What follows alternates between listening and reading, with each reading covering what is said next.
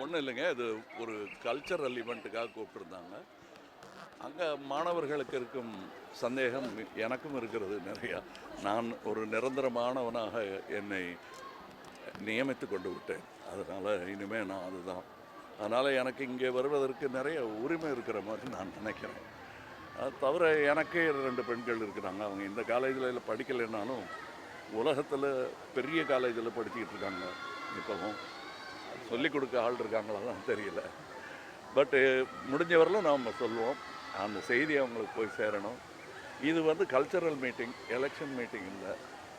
ஆனால் அரசியல் எல்லா இடத்துலையும் புகுந்து தாக்கிக்கிட்டு இருக்கிற இந்த நேரத்தில் அதை பற்றி பேசலைன்னாலும் அந்த குறியீடையாவது அவங்களுக்கு காட்டணும், அவங்களுக்கு புரிய வைக்கணும் என்பதற்காகத்தான் நான் இங்கே வந்திருக்கிறேன். இது ஒரு அரசியல் மேடை பேச்சாக நீங்கள் கருதக்கூடாது.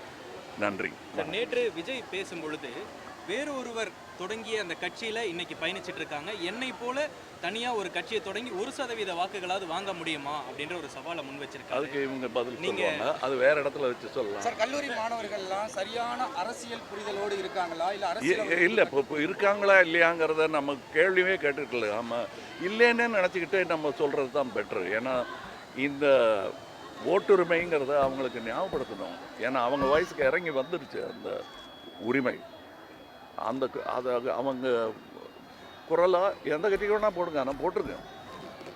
அதை சொல்கிறது என்னுடைய கடமை. அதை எந்த அரசாலையும் தடுக்க முடியாதுங்கிற நம்பிக்கை எனக்கு இருப்பதனால் தைரியமாக இங்கே வந்திருக்கேன். ஒரு சக நடிகராக நடிகர் விஜய் அவர்களை நேற்று நயினார் அவர்கள் கடுமையாக ஒரு சக நடிகராக நடிகர் விஜய் அவர்களை பாஜக மாநிலத்தில் நயினார் அவர்கள் விமர்சனம் செய்திருக்கிறார். ஒரு நடிகையோடு ஒப்பிட்டு அதை எப்படி வலுக்கும் கண்டனங்கள் தொடர்ச்சியாக.